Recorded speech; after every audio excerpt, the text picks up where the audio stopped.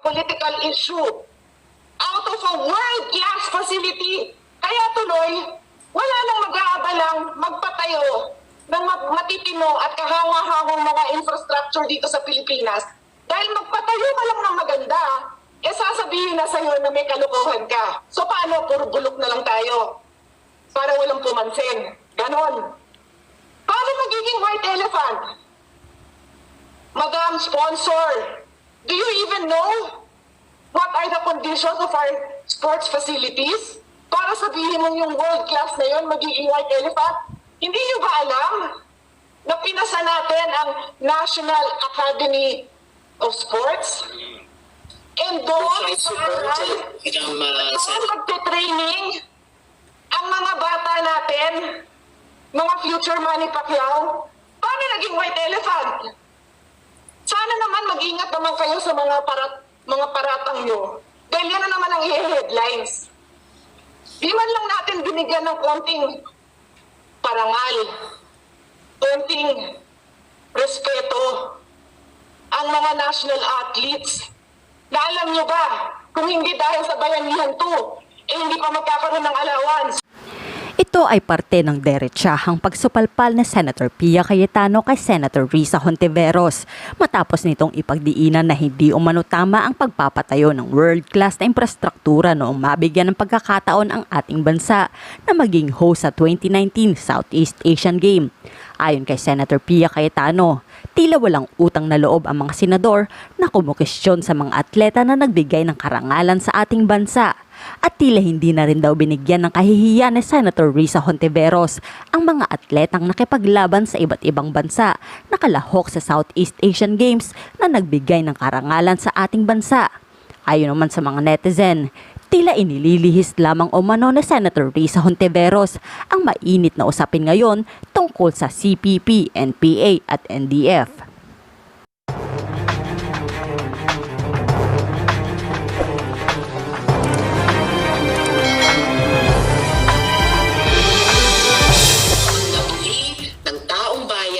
Sa 9.5 bilyon na kinuha sa ating mga bulsa. Isang sports center na isang buwan pa lamang ginamit at malamang hanggang sa ngayon ay ginagastusan pa natin ng maintenance. Hindi kaya magiging white elephant ang mga facilities na ito. 9.5 bilyong piso na gamit sanang panglaban sa COVID o kaya ay ayuda para sa kabikulan at iba pang mga rehiyon matapos ang bagyong Rolly. Senator Pia Cayetano is recognized. Mr. President, with the indulgence of the sponsor, may I just ask a few clarificatory questions? Certainly, Mr. President. Mr. President, I also would like to apologize because I didn't really catch the entire speech. Actually, I didn't catch most of it except for the picture of the stadium that was built for the Southeast Asian Games. I was being distracted by the chair of the Committee on Finance and the chair of the Committee on Higher Education with their stories about some people. And they put on the record that they are still laughing as I speak. Anyway, on that note, Mr. Chair, so because I cannot ask, I cannot go into detail, no, because I did not know that Her Honor would be taking up this subject. But the project that Her Honor has flashed on the screen is very close to my heart. I am an athlete.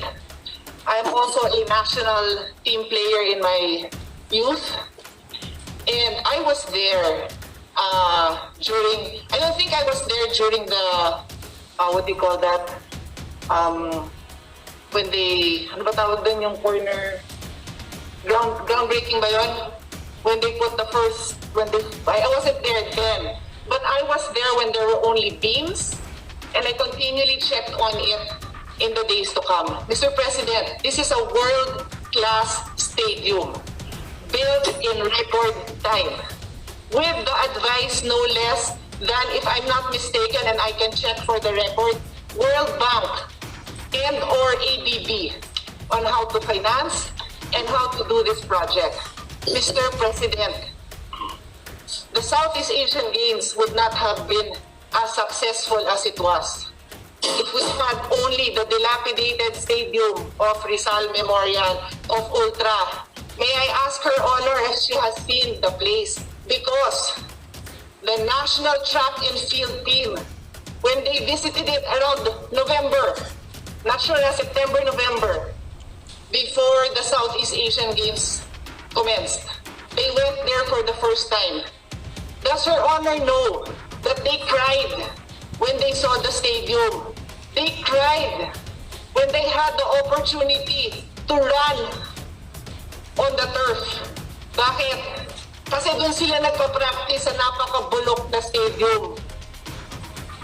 Ganon ang kalagayan. That's how we treat our athletes. Ilan lang ang Manny Pacquiao ng Pilipinas who has had the opportunity to raise himself and have sponsors.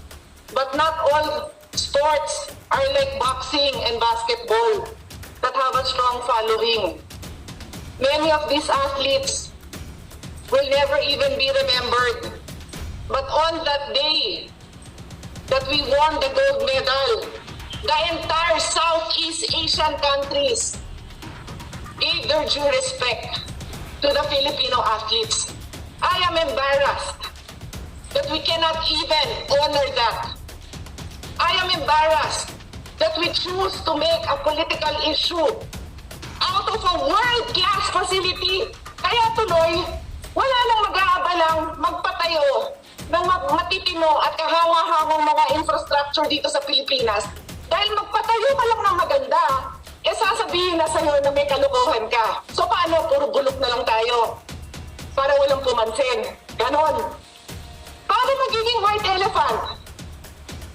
Madam Sponsor, do you even know what are the conditions of our sports facilities?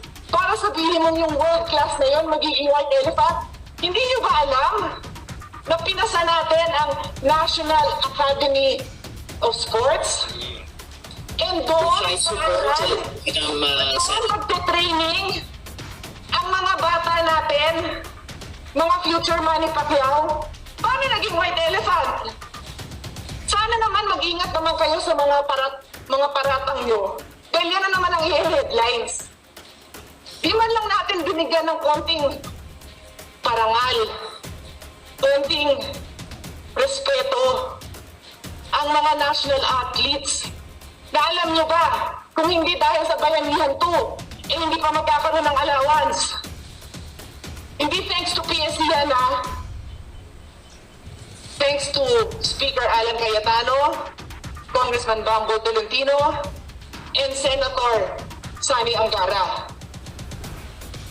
So hinahalo ko yung mga mukha ng mga athletes na to doon sa tinatawag niyong white elephant. Kasi that is the only reason why you put up such a structure for people. In this case, for young athletes. So I cannot separate their faces and their names from the structure that you now want people to cast doubt upon. Again, I do not have the details. Wala akong hawak na papel, but I have to stand up for BCDA, for the architects, for the engineers, for every single construction worker that worked overtime. Madam Sponsor, alam niyo ba 24/7 nagtrabaho yun para makadeliver tayo sa Southeast Asian Games? Di ba mas kahihiyan yun na nag-umpisa sa Southeast Asian Games tapos hindi natapos yun? Nanood ho ba kayo? Nandun ako, nanood ako. Nanalo tayo ng mga kung ano-anong event.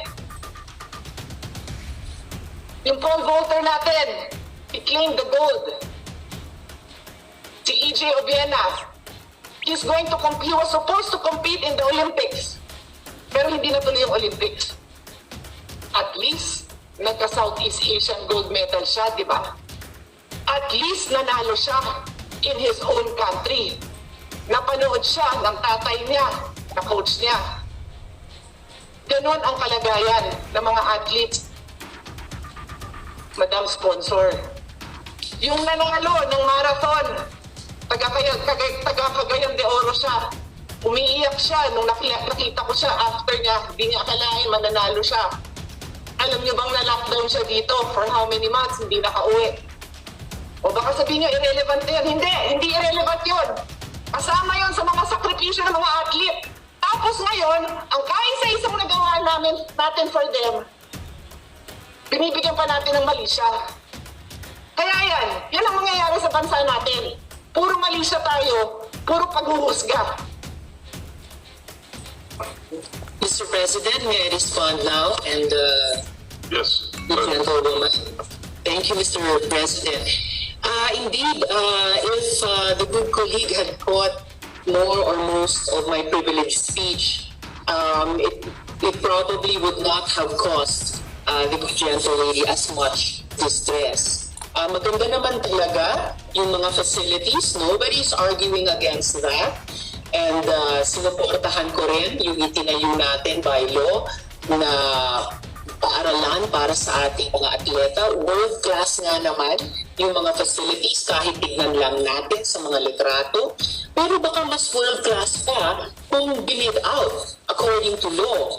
Yung mga itinanong ko, hindi pa akusasyon, pero sinabi ko mga bagay na dapat alamin, we're not merely content of news reports or headlines. They had been, Mr. President, already the subject of opinions by the Government Corporate Council, by the Office of the GCG, the Government Commission on GOCCs, and very importantly, Mr. President, the Commission on Audit, na lagi naman natin ginagamit na gabay para sa pag-oversee ng tamang at optimal na paggamit ng government funds at pati sa pagsisiyasat ng ating mga proposed budget tulad ng ginagawa natin sa ngayon. Maganda talaga yung facilities, but does this excuse the possibility of cutting corners, which I repeat, Mr. President, my speech was not the first to raise questions about, pero may aktual na mga opinion at observation bago sa araw na ito ng COA, ng GCG at ng Office of the Government, OGCC. And the COA findings themselves were adverse, Mr. President. Kaya it behooves us to consider the possibility of looking into them. Ang aking mga tanong na iniraise ay walang pagbabawas sa pagbibigay halaga natin sa ating mga atleta mula pambansa hanggang lokal.